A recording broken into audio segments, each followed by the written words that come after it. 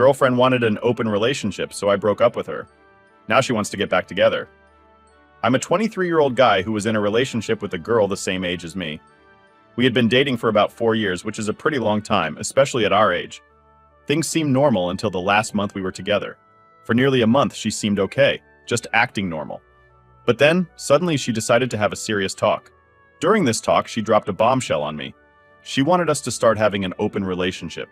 This means she wanted both of us to have the freedom to date other people while still dating each other. This idea was a total shock to me. From the start of our relationship, I'd always thought we were exclusive, just the two of us, committed only to each other.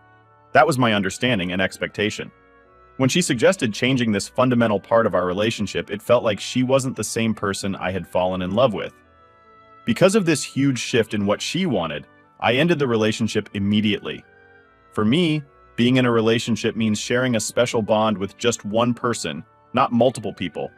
If she and I didn't agree on this basic principle anymore, it seemed clear that we didn't have a future together, especially considering how she was acting before she brought this up. Now here's where it gets a bit messy. Even though I felt I couldn't trust her anymore because suggesting an open relationship felt like a betrayal of what we had agreed upon, she started reaching out to me after the breakup. She's been sending texts and voicemails, really upset, crying and asking me to reconsider, claiming she didn't really mean what she said about wanting an open relationship.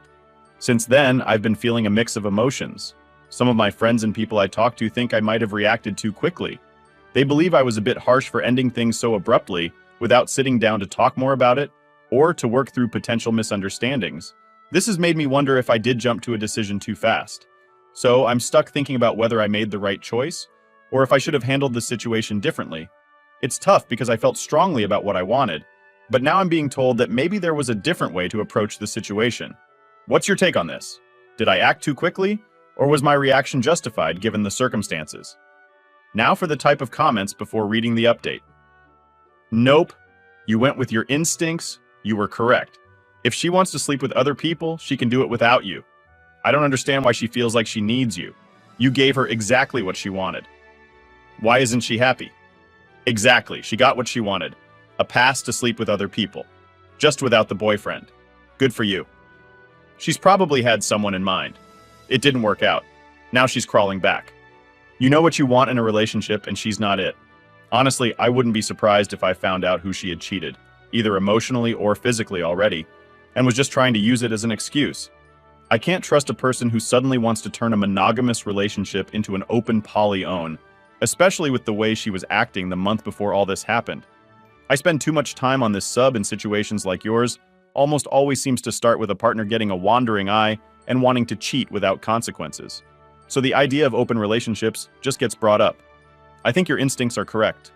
I would commend you for being put together enough to know what you want and secure enough to not compromise your values. Now for the update. Update. Hello everyone, I thought it would be good to give you an update, especially since a few of you messaged me asking for one. When I first posted, I really didn't anticipate there would be much more to share, particularly so soon.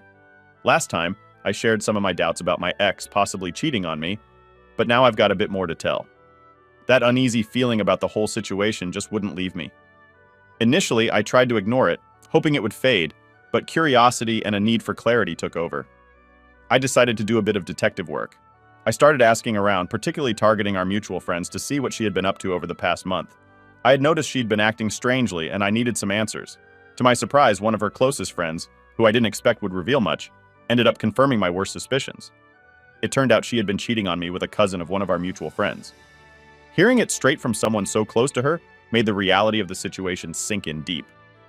Feeling a mix of anger and the need for some direct answers, I reached out to the guy she was seeing. I sent him a message on Facebook, and he quickly replied, suggesting we meet in person to talk about everything. We agreed to meet at a local pub, a neutral place where we could discuss the situation openly. When we met, he was incredibly apologetic and transparent. He explained that he had no idea she was already in a relationship. He only found out about me the day she called me trying to get back together. That's when he decided to break things off with her. He seemed genuinely regretful about the whole ordeal. I found it hard to hold any resentment towards him. He appeared honest and really sorry about how things turned out. On a lighter note, he insisted on buying the drinks during our conversation, which was a kind gesture. I ended up learning that not only is he a decent person, but he's also quite a stand-up guy. good-looking and respectful, which made me consider briefly the idea of getting back at my ex by seeing him myself. But of course, that thought was more about amusement than actual intent. Now, with all this new information, I feel a sense of closure that was missing before. I've taken the step to block my ex on all social media and communication platforms. I'm in the process of packing up her belongings that were left at my place. I plan to mail everything back to her to ensure she has no reason to visit. I'm even tempted to leave a cheeky note in the box, something like, "Mark was nice, too bad you lost him too," just to twist the knife a bit more. Sorry if this post seems a bit scattered. I'm typing this on my phone, and between my clumsy thumbs and a few drinks, it's not the easiest task. But sharing this with you and getting your insights feels really good. Thanks for being such a supportive community. Looking forward to hearing your thoughts. Cheers! Story 2. Am I the a-hole for not allowing my daughter to attend my best friend's wedding to her biological father? I know how bad that sounds. And I'm starting to admit this is fully based on my feelings of betrayal, hurt, and disgust. I, 27 female, have an amazing daughter, age 12 female, and I'm married to the most amazing man. T27 male in the world. My daughter and I have been living in Japan for the last 9 years, the home country of my husband. I returned to the UK for the first time since leaving this month, August 20th, 23, to meet my nephew. My best friend are 26 female, and I have been best friends since we were 3 years old. She has always been my rock through everything, especially when I was pregnant with my daughter. As you can see, I gave birth to my daughter when I was 15. Her biological father, D, 33 mil, has had no interaction with either of us since the night I got pregnant, nor ever showed any interest until now to address the elephant in the room. D raped me when I was 15 and he was 21. I come from a very religious family, aka my father is a deacon. There was no option, however. I absolutely adore my daughter and do not equate her to that horrible experience. She saved me, and I have spent every day loving her, thanks to a lot of supportive therapy and her just being the most loving little sweet peach out there. A few other things to note. She doesn't know the nature of her conception as to how do you explain that to any child under any circumstances. My husband officially adopted my daughter, and their bond is incredibly strong. They are not biologically related, but the love and mutual adoration they share are undeniable and profound. During a court agreement that was part of his sentencing, her biological father, D, relinquished all his parental rights in exchange for a lighter sentence, effectively stepping out of her life for good. Now, on to the main events of my recent trip back to the UK, which has been a roller coaster of emotions. I decided to make the journey to meet my newborn nephew and thought it would be the perfect opportunity to surprise my family and friends with a visit. I planned this trip in secret, sharing my plans with only my mother to keep the surprise intact. The reactions were absolutely priceless. Joy, shock, and pure happiness from everyone. It was a delightful experience, particularly for my daughter, who is relishing the attention and love she's receiving from her aunts. They were all overjoyed to see her and spend quality time with her. Amid this happy reunion, I also had the idea to surprise another person, my longtime friend R. I thought it would be wonderful to catch up with her unexpectedly, so I traveled to her house, filled with excitement. However, the moment I rang the doorbell, I was confronted with a shocking and painful sight. The man who answered the door was none other than the person who had caused me tremendous pain in the past. Initially, I was confused and thought I had made a mistake with the address, but then R appeared, greeting him affectionately as Babe. My heart sank. The situation unfolded like a scene from a cliched teen drama, where the protagonist discovers a betrayal by her best friend and boyfriend. I knew R had been dating someone new, and she had promised to introduce him to me in person. Trusting her completely as my best friend, I never imagined she could be involved with him. This revelation felt like a betrayal not just of friendship, but of all the shared confidences and support we had exchanged over the years. Since that day, I've been reeling from the shock and hurt, struggling to come to terms with her choices.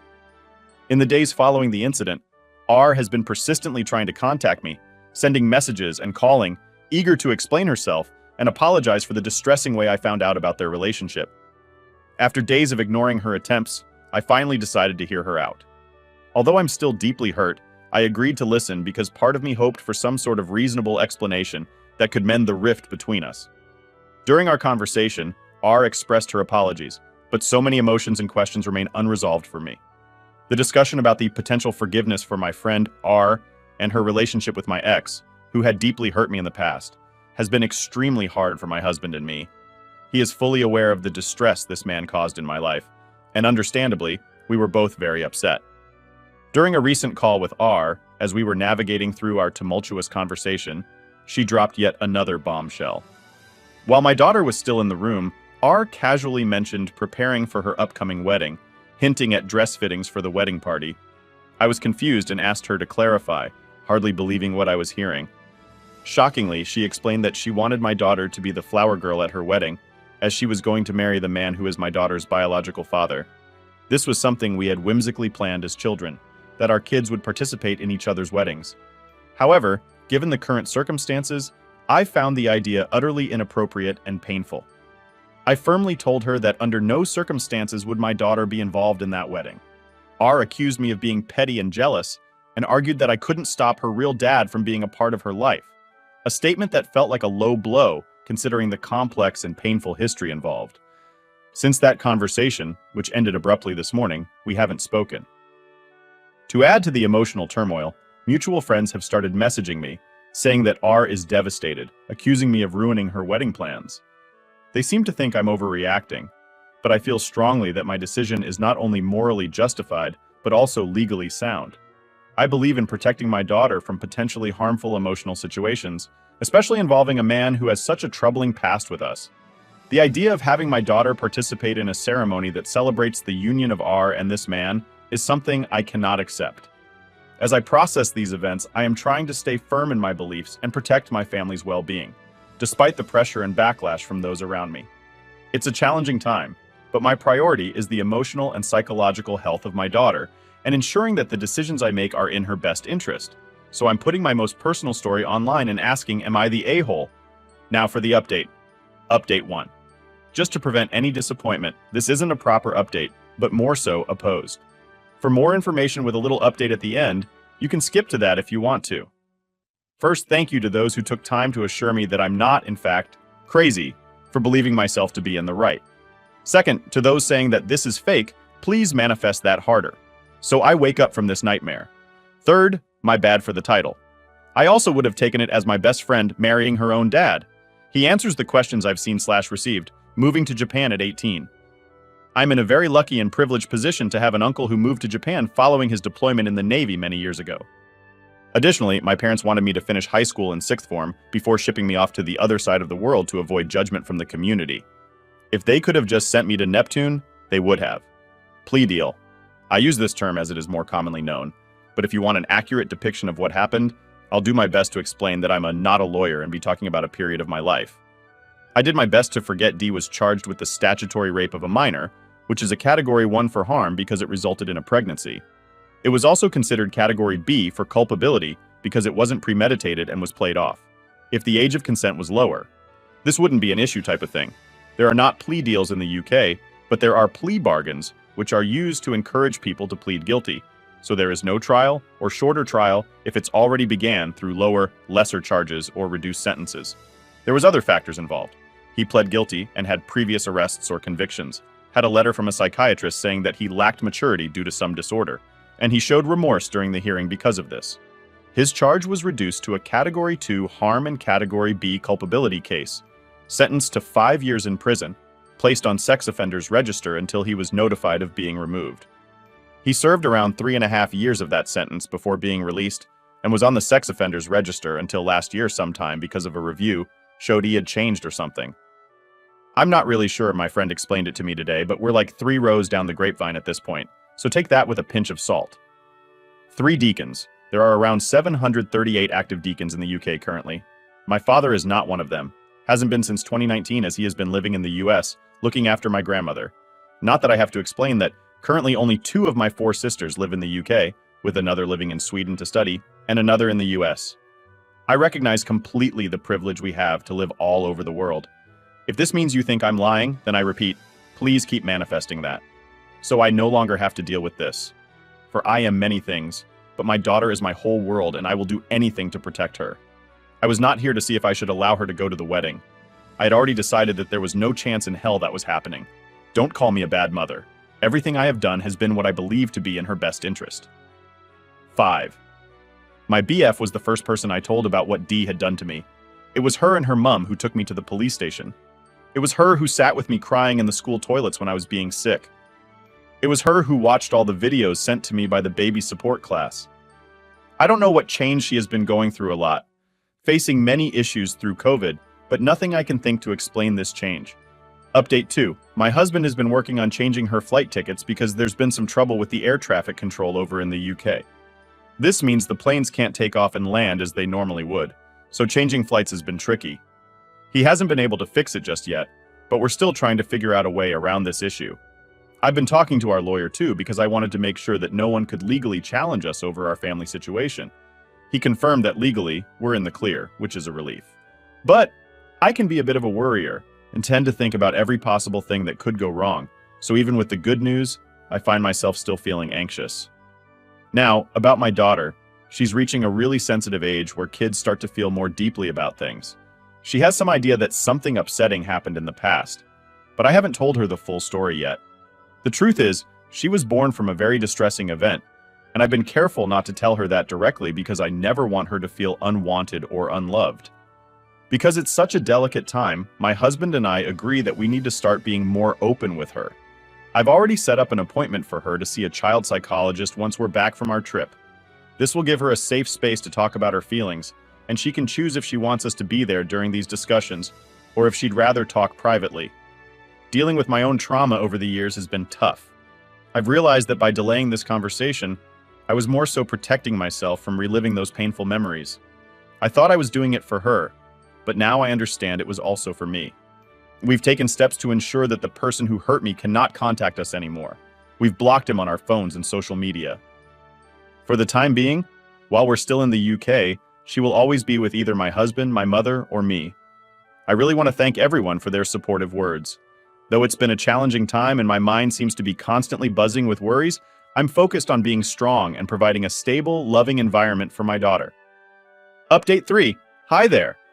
I never thought that I'd be the one of those people doing an update on a Reddit thread, but here we are. Welcome back to what is hopefully the final update needed for this horrific experience. First of all, I want to thank you all for your words of support and those reaching out to me privately and on the comments. I believe I've read most of them, but there were so many I couldn't reply to all. Second, we're back in Japan. Have never felt so warm. We arrived back this morning and my in-laws being godsends picking us up about awful our honor. The full update and everything that is to come. My husband and I sat down with our daughter and explained that we'd be leaving early, and honestly, that was so difficult in itself that I almost backed out explaining everything to her about DH, which she is honestly the most amazing human in the world. It felt as if she was the one getting me through it. Her and I had the conversation as my husband fulfilled the promise to my brother-in-law to make his famous pad Thai before we left. The conversation itself wasn't that bad. Turned out she was already privy to some information that it was SCA related. My father, the delightful man that he is, explained last Christmas that some sins are easier to forgive, and I'm not exactly sure on the wording he used, but essentially warned her that my bastard childbirth was forgiven by God because it was forced upon me. But she needs to stay pure to be led into heaven. I had heard part of the conversation, but not the full thing. Got into an argument with him about the way he speaks to my child, and how he's not to force his beliefs onto her as I refuse to raise my daughter the same way we were raised. This is not an invitation to voice or religious beliefs or opinions. You do no judgment here. Essentially, after his comment, her own very sneaky research, she put 2 and 2 together, matched my age, and concluded the nature of her conception without telling me. Obviously, for me to confirm it, that was a whole other thing. We both went through the 5 stages of grief in that short time. I apologized for keeping her in the dark, and this conversation will obviously continue throughout the years. But on her terms, she's a bright girl. She is very aware of things around her, and I know that she will go on to do amazing things, most trying to prepare myself for any questions, arguments, or issues she brings to me. I expect that once we settle back home, there will be further emotions, and I'm willing to work through my own trauma in order to help her through hers and my husband. He is the greatest support either of us could have. She has her consultation with the therapist on Thursday. She wants us all to go together, and then she can decide on what course she wants to take. From then on out, she's just been catching up on her sleep yesterday and today, and without going into the details of what went down with our, she understands not to reach out to her, and if she receives anything from her, to tell me or her dad straight away. She pushed for a few answers, but my husband, working his usual magic, promising her ice cream, encouraged her to settle for the very basic answer of your mom, and had a falling out. And it's pretty bad. She's smart enough, though, so that answer won't work for long. But it gives me time to discuss it with my own therapist and the child therapist. So we'll see where to go from here. I've had no communication with our or anyone. He reached out to me to complain that I ruined her wedding. One friend went as far as to confront me at the pharmacy on Friday, but luckily my sister was ready to fight and he backed off. No one knew we were leaving other than my immediate family, so there was no hassle there. I truly hope that one day I'll understand what R has done, what has happened to her and her former friendship to lead to this. But alas, for now, it remains unknown and truly hope. This is the end of the saga, and we can start moving forward. And beginning with my daughter's journey of recognizing she is not the product of a hateful and violent experience, but instead the product of love, beauty, and comfort given to her by her father and me. Sorry for the boring ending, but it's my life. So I'm not actually sorry as I am over any type of drama, but thank you to those who cared and reached out. May none of you reading this ever feel this betrayal, hurt, or destruction. Story 3. Am I the a-hole for not taking down our 12-foot skeleton because a neighbor's son who was afraid of it? So we moved into this cool new neighborhood around April, and I've been buzzing with excitement about Halloween ever since. One of my big dreams was to put up a massive 12-foot tall skeleton. You've probably seen these giants online. They're pretty iconic and absolutely massive. Fast forward to September, I couldn't contain my excitement anymore and decided to put up the skeleton at the beginning of the month, even though Halloween was still a ways off. Our street loved it. People chuckled when they walked by, and some local teenagers even made it a photo op spot. My next-door neighbor caught the Halloween spirit from it too, and started planning his own decorations to complement the giant skeleton. However, not everything was smooth sailing. A few blocks away, there's a younger kid who walks past our house on his way back from school. It turns out, he finds the giant skeleton terrifying. Every time he sees it, he gets really upset and starts crying. His mom, hoping to ease his fear, came over one day to talk to me. She was very polite about it and asked if there was any chance I could take the skeleton down because she felt it was a bit too much for her son. To be honest, I never meant for my Halloween decor to actually scare anyone. I'm not into the whole spooky horror side of Halloween. My vibe is more playful and fun. I like things that make people laugh, not scream. The skeleton, with its oversized frame and goofy grin, was meant to be a silly addition, not a nightmare inducer. Plus, I'm totally not the type to get caught up in the darker, edgier stuff like true crime podcasts that seem to be all the rage. I wrote about this whole situation while sipping on a pumpkin spice latte, PSL for short, which is pretty much as lighthearted and autumnal as it gets. I'm actually more likely to be watching an episode of Gilmore Girls, just a cozy, feel-good show, than delving into mysteries or thrillers. So, in my little Halloween tale, there's a mix of fun, community spirit, and a bit of neighborly negotiation. It's all part of the seasonal excitement and trying to balance everyone's happiness, including us scared little kids. Halloween is about community and fun, and sometimes that means adjusting along the way to keep everyone smiling, or at least not crying. I'm into the fun side of Halloween, and it's similar to how I enjoy Taylor Swift, pumpkin spice lattes, and maybe a touch of true crime. Though I'm actually not really into the true crime scene. It's a bit too intense for me. I joke about being part-time basic in a world where loving cozy autumn vibes is seen as typical or cliché, from adoring fall drinks to binge-watching feel-good shows. But then things got complicated with one of my neighbors. Her son, who is quite young, is genuinely terrified of my skeleton. She approached me, hoping for a compromise. I tried suggesting maybe softening its look with a silly hat or a shirt to make it less intimidating. However, she wasn't satisfied and insisted that I take the skeleton down. I explained how much this decoration means to me, not just as a Halloween prop, but as something that brings me real joy amidst these turbulent times. I mentioned spending $300 on it to highlight how much I'm invested in enjoying it. For me, it wasn't just about the money, it was about my right to enjoy things that make me happy. The conversation took an awkward turn when she hinted that based on the house I bought, money might be tight for us. She tried to appeal to my empathetic side, mentioning that being considerate towards her scared son wouldn't cost me anything. Caught off guard, I didn't have a clever response ready and simply thanked her for her suggestion before going back to my gardening. She didn't just walk away though. She took a photo of my house, or maybe the skeleton, likely to share on social media or within her mommy groups, probably painting me in a negative light. And now, whenever she walks by, there's this tension, a silent disapproval captured by my doorbell camera. My husband agrees with me. We see no reason to take down the skeleton, especially since the alternative route she could take for her son wouldn't even add much to her walk. So here I am, standing by my giant skeleton, amid a clash of Halloween spirit and neighborly disputes, clinging to the joy it brings me in a world that could surely use a bit more lightheartedness. I think she is being unreasonable and playing up the whole corny mama bear thing. But am I the a-hole?